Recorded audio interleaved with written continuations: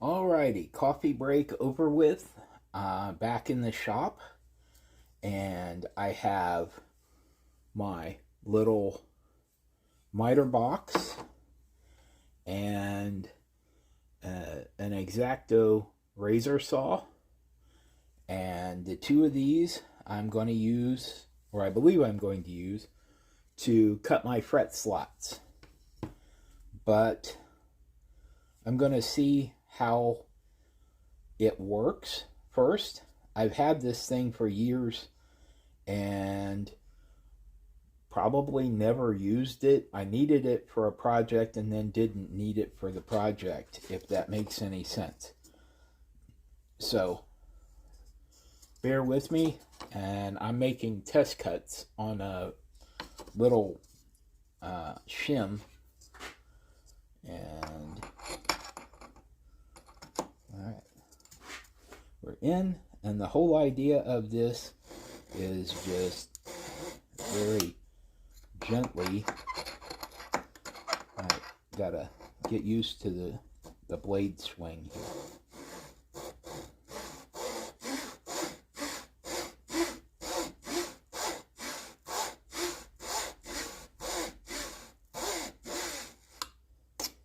Let's see. So it just makes a very thin little kerf, and now it's time to get out the fret wire. And all right, I know it's up here.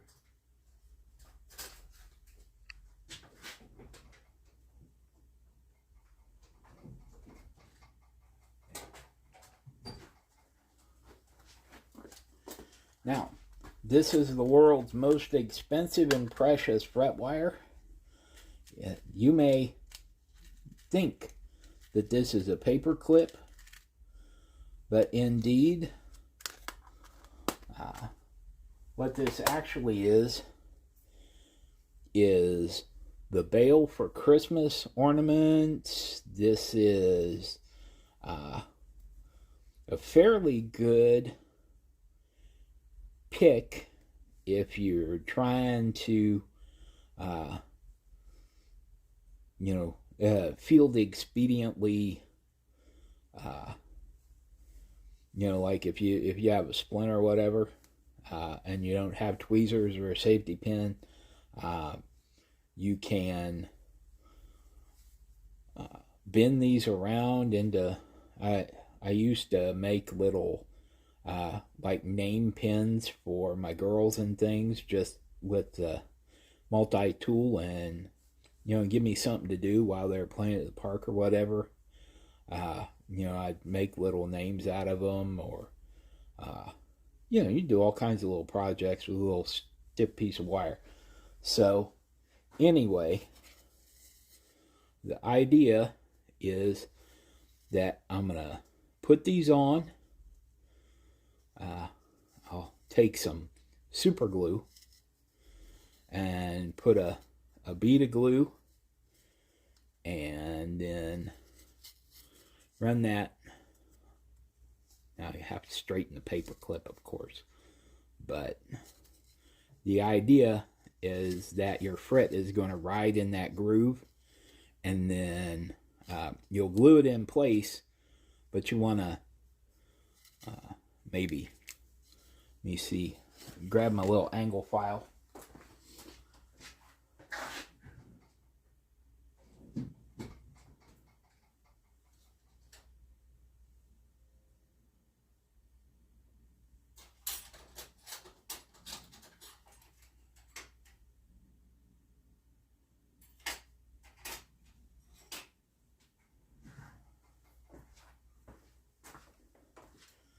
This is another piece of not necessary but nice to have if you're going to do this really small or fine work. These little needle files came in a set from the hobby shop, I don't know, 25 years ago, maybe even longer. So what I'm going to do after I cut my fret slot is take the corner of this little triangular file and then put it on the work surface, find the groove, and just uniformly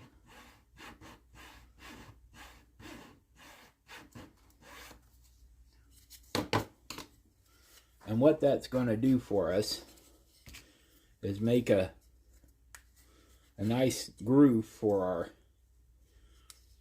our fret wire to ride in. Need to dress that side a little bit.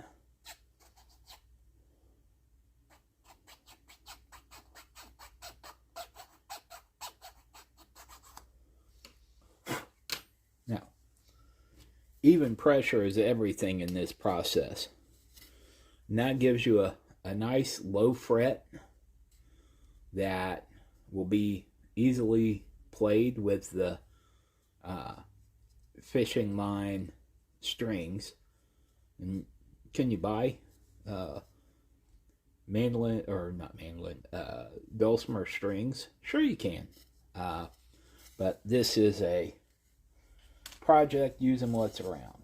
So I'm going to drop this back in the scrap box and start cutting frets.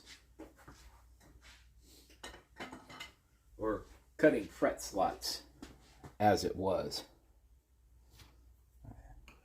Lay that aside.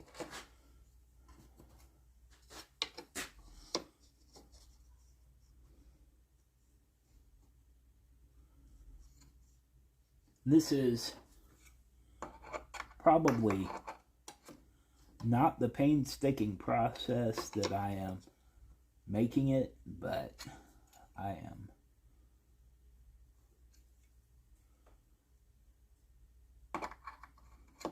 very new to this process.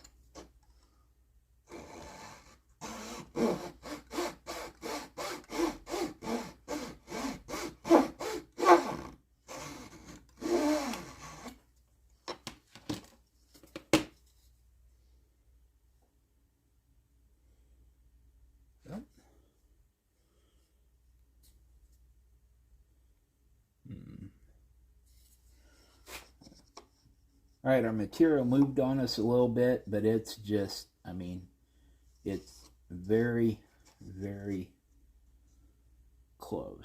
So I'm not going to worry about that.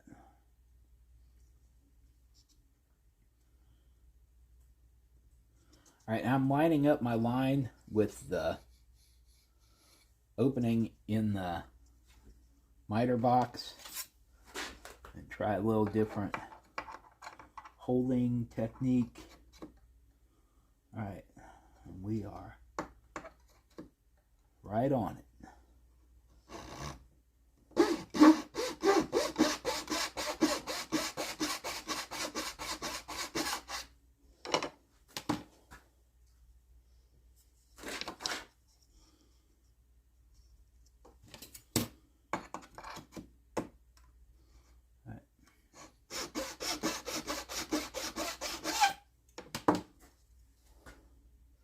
All right, and you really only need to go down, oh, I would say 1/16, 1/8 of an inch at most, because you're making a little groove that your fret is going to ride on, and we're just using wire. We're not an actual fret, piece of fret wire is rounded on top, but it's like a T, and it has little teeth on it to grip the fret slot. But this is just, we're making a groove for it to ride on, to hold a little glue, so that you know, the fret wire stays in place. But you know, in the old days, they used like a chicken wire staple, about 1 inch wide, and they had very, very short little barb on the staple, and you just tap them in. Otherwise, you could use like a T50, like an arrow stapler, and just, you know, since you're not, a beginner isn't going to fret all 3 strings, then you only put the staple where you're going to be fretting. So anyway, I'll get back to this, and I will catch up with you after I have made the fret slots. Okay, so I decided to pop back on. We have a couple of these where the miter box, or not the miter box, but my caliper had slipped, and I have like a little double line. I'll tell you how I did that. This one, so had this one where there was a little bit of a double line, and I knew that I was a little off, so I came back and remeasured, and then went ahead and put my groove on, but sort of between both measurements, as I felt that that would be a little more accurate. And then right here, this is just a slip, so I'm going to cut right on my second line because that was the more accurate measure. And why that's important is if you're hand building an instrument and you can't get it to tune up, it's probably because it's not in tune with itself, and that's a problem. Now, there's a thought that the most critical measurements are from the nut to the fret, or to the bridge, but I would say that is only partially true, because that does divide the scale in half and gives you an octave, but what it does not do is tell you where the notes are, and that is critical to making music.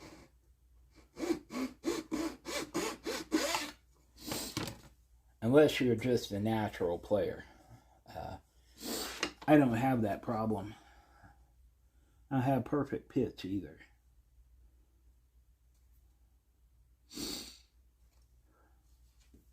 I believe the word we're looking for might be tone deaf,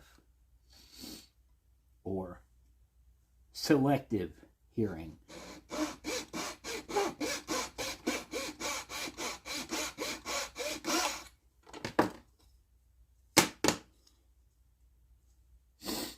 Oh, fiddle. No, but we'll get to that.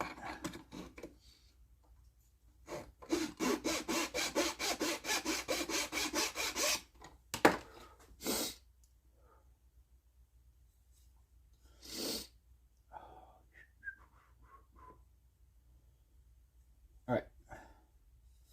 So I've got like a little spot here where we're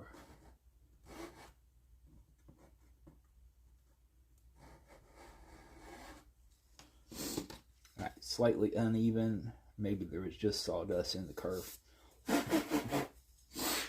Alright, back at it. Cut fret 7, or fret slot 7.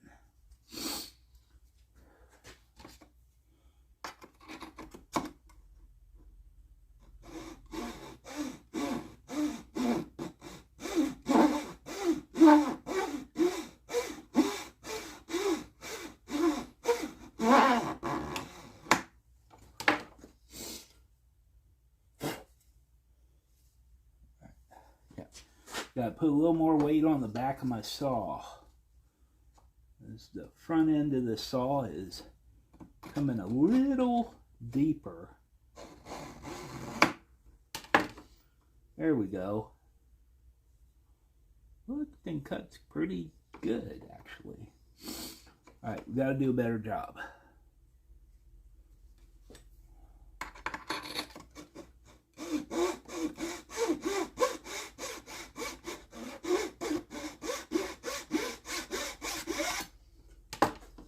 That was pretty good. Still a little down pressure on the front. Raise the saw up too much.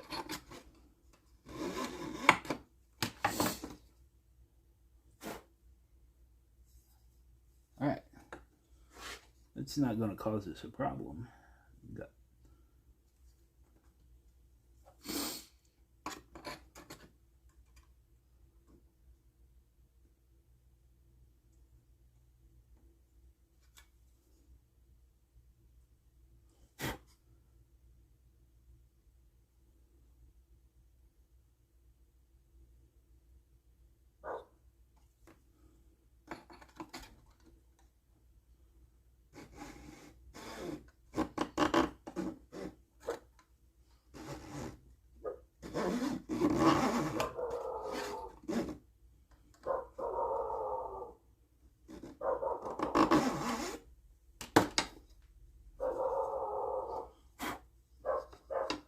Not in there.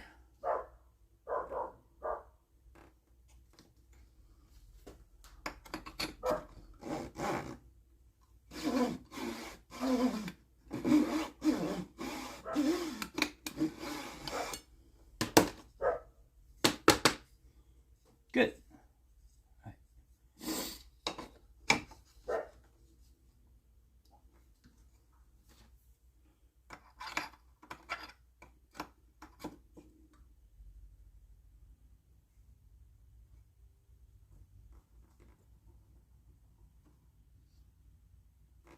All right.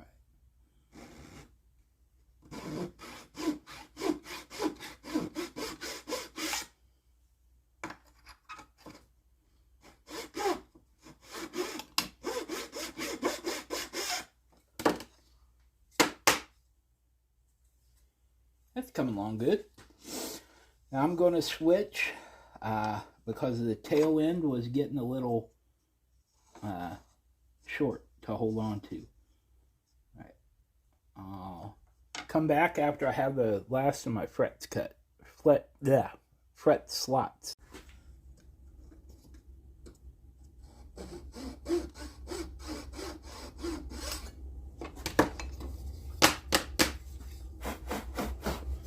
All right, so we have our fretboard all done.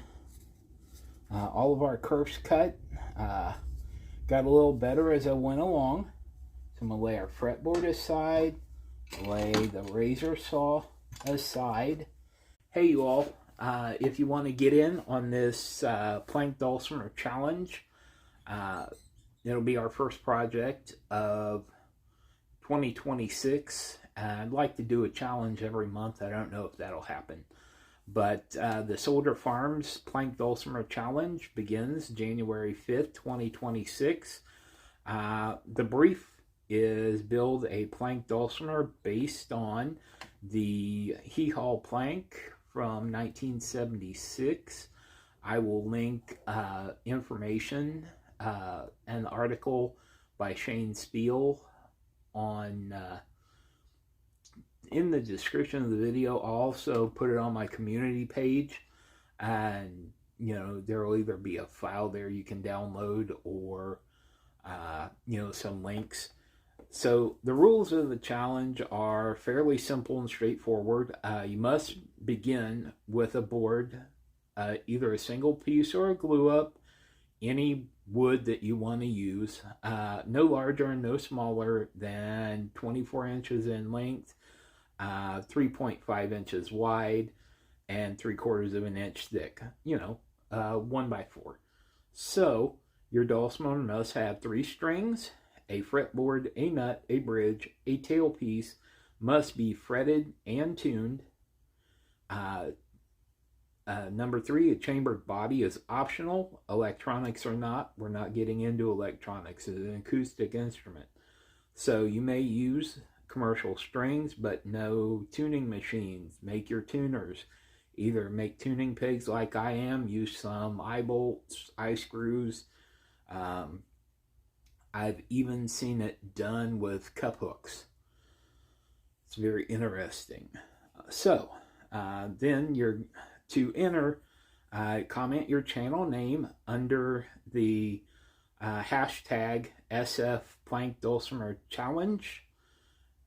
Number 6, video reveal must be received no later than January 16th, 2026 at 11:59 p.m. And that's all the way across the country. So if you live in California, yours is due at midnight for you. If you live in Nova Scotia, well, your entry is due at midnight for you.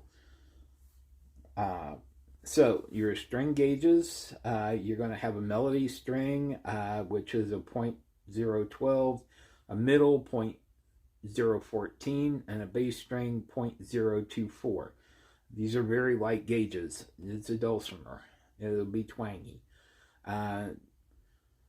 So that's only a suggestions, but please review the attached article, and there are a couple of videos on the subject instrument, and I look forward to seeing all of your entries. And it's a challenge. I'll see if I can come up with some prizes. Thank you.